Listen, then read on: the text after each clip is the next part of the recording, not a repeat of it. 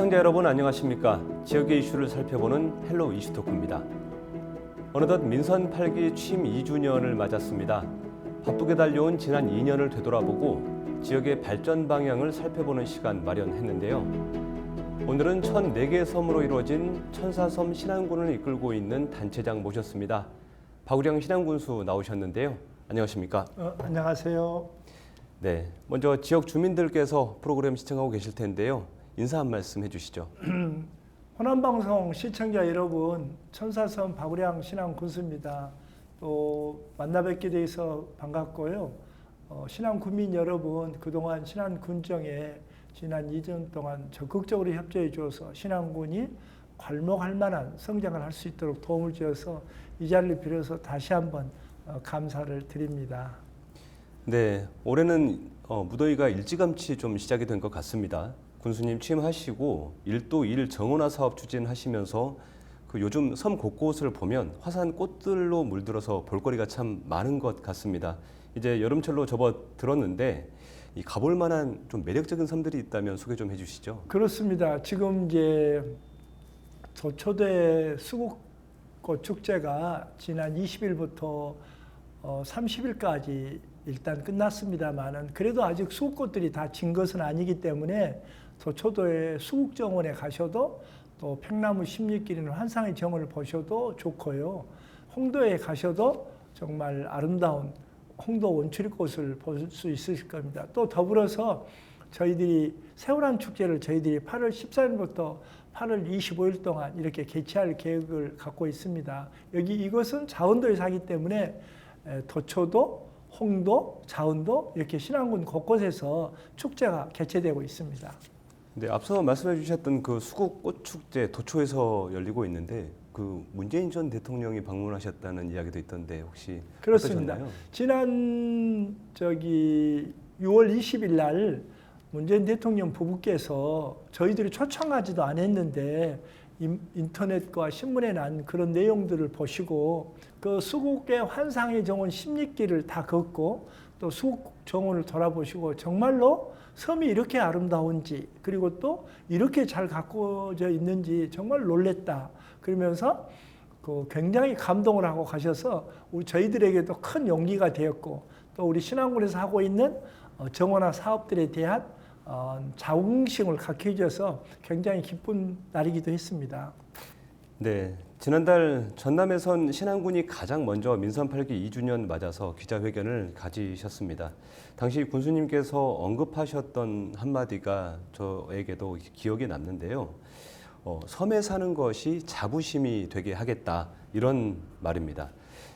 지난 2년 주민들께서 이 내용들을 얼마나 좀 체감하고 있을지가 궁금한데 분위기가 어떻습니까? 저희들이 생각하고서 이제 우리 국민들이 자긍심을 갖게 하기 위해서는 여러 가지들이 복합적으로 만들어져야만이 자긍심이 생기게 됩니다.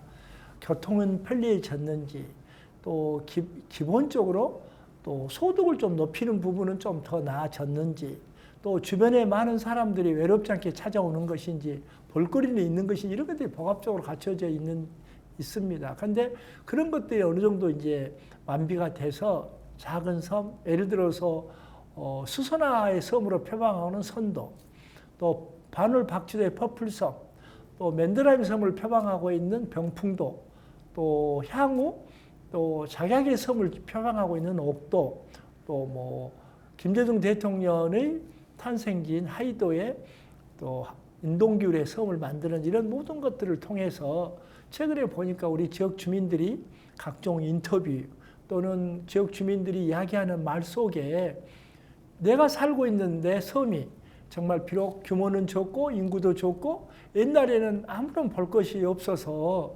누구한테 방문해 달라고 말하지 못했었는데 이제는 당당하게 자랑스럽게 내가 살고 있는 것을 밝히고 또 내 섬에 놀러 오라고 이야기할 수 있을 정도까지 100%는 아닙니다만은 계속 신안군에 사는 곳이 자랑스럽고 또 자기가 그 섬에 사는 것이 자랑스러운 것이 차올라오는 것을 저희들이 실감할 수 있었습니다. 네, 이렇게 섬에 색을 입히는 정책도 그렇고요. 이 신안군만의 독특한 정책 또 아이디어들이 굉장히 돋보이는데요. 그만큼 신안군을 벤치마킹하기 위한 지자체들도 좀 많다고 들었습니다. 실제로 어떤 부분을 보러 오는 건지도 궁금하고요. 또 신안군이 주로 어떤 정책들을 좀 소개하고 계십니까? 그 한마디로 이야기해서요. 제가 최근에 특강만 20회를 했습니다. 뭐 전국적으로 특강을 해달라고 세도를 하고 뭐 저기 김해까지 가서 제가 특강을 하고 왔는데 지금 신안군이 가고 있는 이 정책 방향은 전국에 자치단체가 226개가 있는데 그 226개 중에서 저희들이 제일 열악한 제일 하위권에 위치하고 있습니다. 재정 자립도도 그러고 접근성도 그러고 모든 면에서 열악하지만 그래서 저희들이 군정 방향을 남이 가지 않는 길을 가자. 그래서 비록 여건이 열악하고 환경이 나쁘고 조건이 나쁘다 하더라도 남이 가지 않는 길을 가기 때문에 우리가 당당하게 1등을 할 수 있다라고 해서 지금까지 쭉 민선 8기 전반기를 끌어왔는데 그래서 전국에서 그걸 이제 어느 정도 그것이 정착이 되고 성공 사례로 이제 부각되면서 각 특강도 많이 하라고 그러고 또 지금 100여 차례 전국 자치단체에서 벤치마킹 하러 왔습니다. 사실은 민선 8기 전까지만 하더라도 지금 찾아오는 경우가 뭐 버스 공영제, 야간 여객선 운항 뭐 그런 것들이 이제 중심이었는데 최근 들어서 이제 찾아오는 것이 퍼플섬 그리고 순례자의 섬 또 신재생 에너지를 통해서 그 햇빛연금을 어떻게 주고 있느냐 그리고 또 도초도에 수국의 섬을 어떻게 만들었느냐 또 신안군이 지금 만들고자 하는 그런 미래 방향은 뭐냐 그런 것들이 심지어 지금 외국에서까지 일본의 아리아케라고 하고 우리가 같이 갯벌을 갖고 있는 자치단체에서도 신안군의 갯벌을 보존하고 있는 그런 전략 또 신안군이 하고 있는 철새를 보호하고자 하는 그런 것들에 대한 벤치마킹하고 하러 오셨고 또 지금 주 영국 대사님께서도 신안군이 갖고 있는 해상 풍력 사업에 대해서 앞으로 또 영국이 참여할 수 있는 부분은 없는지 그렇게 이제 오신 걸로 보면 이제 신안에서 하고 있는 모든 일들이 전국에 있는 모든 자치단체의 모범이나 시범 사업으로 부각하고 있다는 것을 아마 아실 수 있을 것 같습니다. 네, 이어서 지역 현안도 좀 살펴보겠습니다. 앞서 말씀하신 것처럼 남이 가지 않는 길을 가자 이런 신념 때문에 이 신안군은 특별한 섬 정책이 세계적으로도 좀 눈길을 끌고 있는 것 같습니다. 일섬 1 뮤지엄 또 일섬 1 정원 꾸준히 추진이 되고 있고요. 또 특히나 일섬 1 뮤지엄 사업 같은 경우에는 세계적인 예술가들이 참여하고 있는 것으로 압니다. 지금까지 경과 또 앞으로의 계획은 어떻습니까? 그렇습니다. 현대 미술의 가장 유명한 작가가 덴마크 출신 올라프 엘리아슨입니다. 그 사람의 작품이 지금 도초도 수국공원 정상부에 공정 한 80% 공정을 하고 아마 8월 중순경에는 올라프 엘리아슨 선생이 직접 한국을 방문해서 지금까지 모든 공정에 대한 최종적인 점검을 하실 걸로 저희들이 기대를 하고 있고요. 또 비금도에 지금 영국의 유명한 철조각가 안토니오 곰니 선생이 지금 이제 설계 끝나고 지금 이제 시공을 곧 들어가야 되는데 비금 평림 해변 쪽에 지금 길이 110m, 높이 15m, 폭 30m의 대규모 해변에 조형물이 들어오는데 바닷물이 들어오면 물에 잠기고 또 바닷물이 빠지면 보일 수 있도록 돼 있는 그런 작품이 되겠습니다. 그래서 지금 7월 4일 날 한국에 들어오셔서 직접적으로 시공업체들에 대해서 기술력을 테스팅하고 확정을 하면 아마 빠르면 내년 한 봄경에 준공이 가능할 걸로 생각을 합니다. 또 우리 지역의 유명한 홍성담 작가를 중심으로 해가지고 홍성담 작가의 고향인 신의도에 동아시아 인권과 평화미술관이 지금 공정 한 70%를 보이고 있습니다. 그것도 내년 봄에 준공할 목표를 하고 있고요.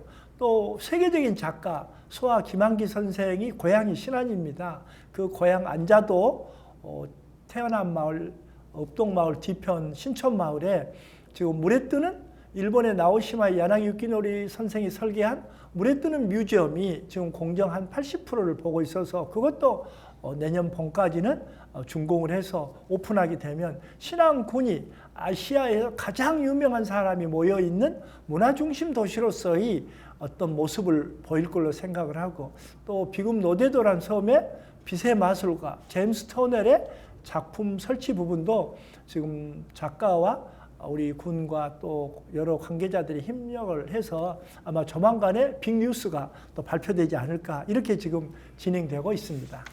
네, 내노라 하는 유명한 작가들이 참여한다고 하니까 저도 굉장히 궁금해지고 벌써 좀 기대가 되는데 최근엔 이탈리아 피에트라 산타시인가요? 이곳과 함께 문화예술 분야에서 공동 협력하기로 하셨고 또 업무 협약도 맺으신 걸로 아는데 구체적으로 어떤 내용들입니까? 그렇습니다. 그 이탈리아의 피에트로 산타라고 하는 지역은 이탈리아의 조각의 성지입니다. 미켈란젤로 선생님도 거기서 조각을 했었고 거기가 대리석 산지입니다. 거기에 아까 제가 말씀드렸던 박은선 조각가가 지난 30년 동안 조각 활동을 했던 고향과 같고 또 지금 피에트로 산타 도시가 박은선 조각가의 작품을 시의 영구적인 설치 작품으로 이번에 설치를 했고 또 그 피에트로 산타의 명예 시민으로 추대가 됐는데 그분의 30년여긴 그 작품이 신안군 자은도에 그분의 조각 미술관이 들어오는 걸 계기로 해서 피에트로 산타 시와 앞으로 자매 결연을 맺고 또 문화예술 부분에 있어서 상호 교류를 하기 위해서 이번에 제가 직접 가야 되는데 못 가고 부군스님이 가셔서 피에트로 산타 시장과 협약도 맺고 또 앞으로 피에트라 산타에 우리 박은선 조각가가 활동도 하는 도시면서 또 그분의 30년이 집등을 세상한 조각품이 신안군 자운도에 들어오기 때문에 상호 활발한 문화 교류를 하기 위해서 이번에 MOU를 체결하게 된 겁니다. 네, 지역 과제들도 좀 살펴보겠습니다. 지난 2년 동안 눈여겨볼 만한 성과라면 바로 인구 증가를 꼽을 수 있겠습니다. 요즘 지역 소멸 위기가 직면해 있기 때문에 여기저기서 위기감이 감돌고 있는 상황인데 신안은 좀 늘어난 것 같습니다. 물론 대규모로 이루어진 것은 아니지만 이게 지역 소멸 위기 속에서 꽤 고무적인 현상으로 볼 수 있을 것 같은데요. 그동안 얼마나 유입이 됐고 또 원인은 어떻다고 좀 분석을 하고 계십니까? 지금 그동안에 신안군은 인구 소멸 고위험 지역으로 전국에서 제1등급 그러니까 고위험 소멸 지역으로 지금 지정되어 있습니다. 우리 다음에 이제 울릉군, 옹진군 섬 지역인데 그래서 한때는 우리 신안군의 인구가 1년에 1,300 그렇게 주는 해도 있었습니다. 그런데 이제 저희들이 여러 가지 정책, 햇빛연금을 만들고 우리 섬을 정원화를 만들고 섬의 교통을 좀 편리하게 만들고 복지 정책을 촘촘하게 시행함으로써 신안군의 인구가 작년에도 179명이 줄었는데 금년에도 현재 6월 말로 175명이 늘었습니다. 이사 나가는 분, 또 돌아가신 분 다 빼고도 늘었다니까 지금 금년에도 는 인구가 한 600~700명 정도 늘지 않았나. 그래서 지금 순증이 175명 정도 된 걸로 보면 기적 같은 일이고 전라남도에 지금 인구 소멸 기관이 16군데가 되는데 16군데 중에 유일하게 인구가 는 겁니다. 전남 광주에서 인구 소멸 기관 중에서는 그리고 전국적으로도 저기가 랭킹 4번째로 인구가 늘었으니까 이게 지금 신안군의 지금 미래 또 신안군이 지금까지 어떻게 변화한 것을 단적으로 입증해준 객관적인 통계 수치이기도 합니다. 네, 구체적인 수치를 들어보니까 이 179명 순증했다는 것이 굉장히 큰 의미가 있는 거네요. 그렇습니다. 네, 그런 것 같습니다. 신안군에서 시행하고 있는 이런 차별화된 인구 유입 정책 때문에 이런 순증의 의미를 또 갖는 것 같은데요. 또 추가적으로 인구 유입 정책들을 소개해 주실 만한 게 있을까요? 그렇습니다. 아까는 대충 이야기를 했습니다만 햇빛연금 같은 경우도 지금 지도 사옥도 같은 데는 최고 많이 받으신 분이 1인당 3개월에 한 번씩 60만 원 받습니다. 그러니까 6식구면 3개월에 한 번씩 360만 원을 받게 됩니다. 연간으로 치면 거의 1,300만 원을 받게 되니까 농촌 살림에 돈 10,000원 1인당 내놓고 1,300명 그러니까 매달 100만 원씩 농업소득이나 수산소득 외에 고정적으로 소득이 있다고 생각하면 엄청난 부분이 아닌가 그렇게 생각을 하고 또 신안군의 갯벌이 서울시 면적의 한 3분의 2 정도 한 400평방킬로미터가 됩니다. 그 갯벌을 이용해서 아마 여러분들이 해외여행을 가면 좋은 호텔에 가면 식사하기 전에 에피타이저로 굴이 나옵니다. 우리나라는 굴을 4월 넘어지면 안 먹습니다.